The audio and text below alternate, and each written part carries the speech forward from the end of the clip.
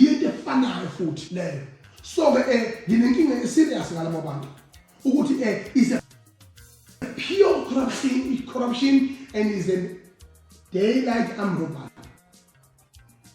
Le corruption abayenzayo bafisela lento enzeke kulomfana lo wethu ubambe imoto yemali wakhohlwa ukuthi edonse isika ebhomu yaqhubela usendele kwasalite